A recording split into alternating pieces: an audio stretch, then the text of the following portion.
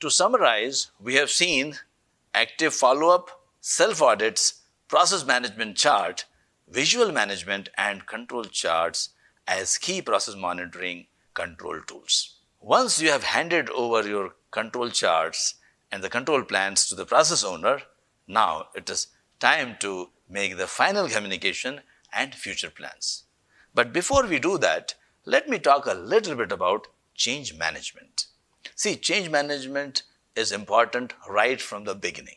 When you are knowledgeable about the quality tools, means you are 100% knowledgeable about quality tools, but the acceptance of these quality tools by the team members or your organization is 0%, then the effectiveness will be 0%. Means Q is 100%, A is 0%, then effectiveness will be 0%. So you have to also manage the changes.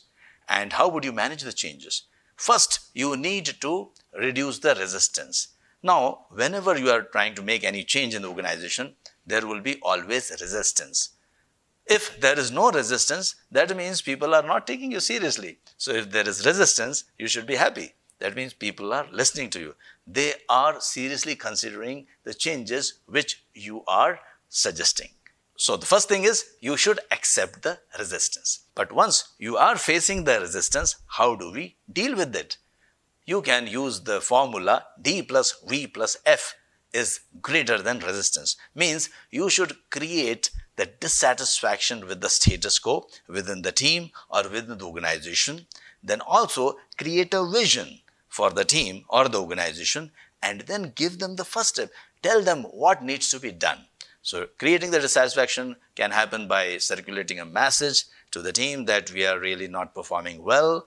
Or just to take an example, in case of an organization, you can spread a message within the organization that out of the top 10 companies in our city or in our region, we are number 10. Then we have to set a vision also for our team or the organization. For example, we can say that let us be number 1 in the next 2 years.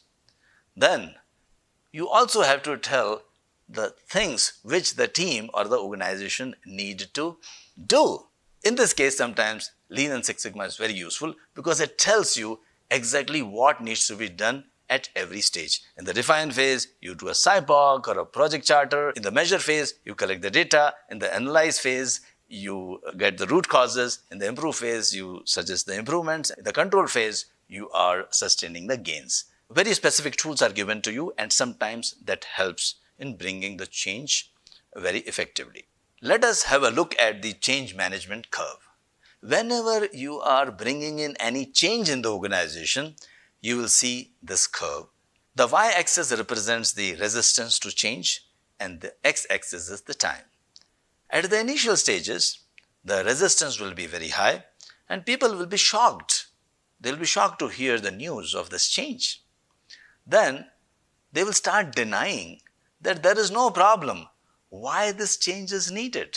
After a certain point of time, you will see that people will start blaming each other. They will start blaming other department or some other organization and sometimes even the customers for the problems, and they will say that, well, this change is not really needed.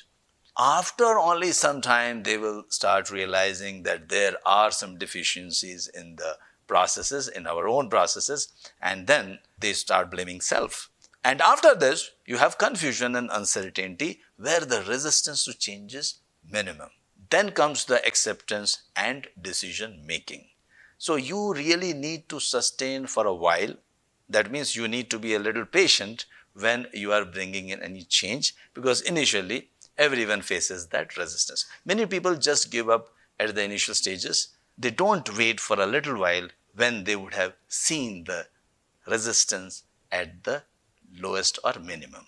A very useful tool in change management is Stakeholders Analysis.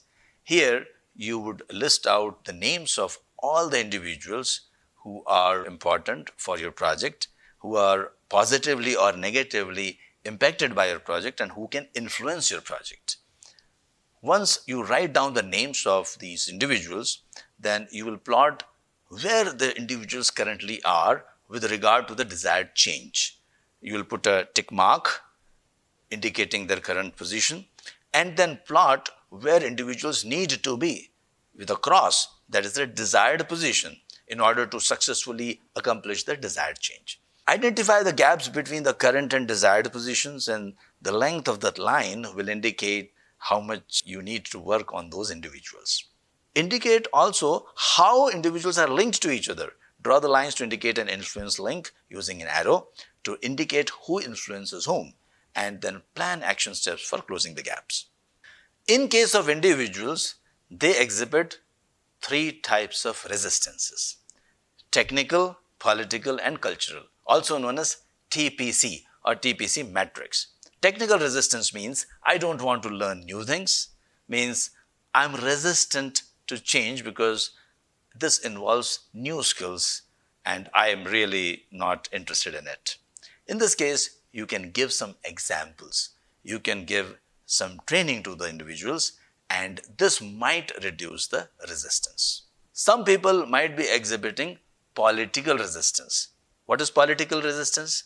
Political resistance means I don't want you to succeed because I feel that if you succeed, then I will be losing. Maybe I'll be losing my power, maybe it will influence my position, and that is why I don't want you to succeed. And what I will do in this case, I will collect some people and make a strong group against you so that I am able to resist you, and I will ensure that you don't succeed. In such a situation, means in case of a political resistance, you can always use WIIFM strategy. What is WIIFM? What's in it for me? Means you have to tell the person who is resisting you politically that why this change is important to that person, how this change is going to benefit that person. Once the person knows that this change is going to benefit him or her, the resistance will be minimum. The third type of resistance is cultural resistance. That means the whole group is resisting, means the whole organization is resisting. What is culture? Culture is the collective behavior of the group. So in this case, if the whole team or whole organization or whole department is resisting, then you can always use the formula D plus V plus F is greater than resistance, which we have already seen earlier.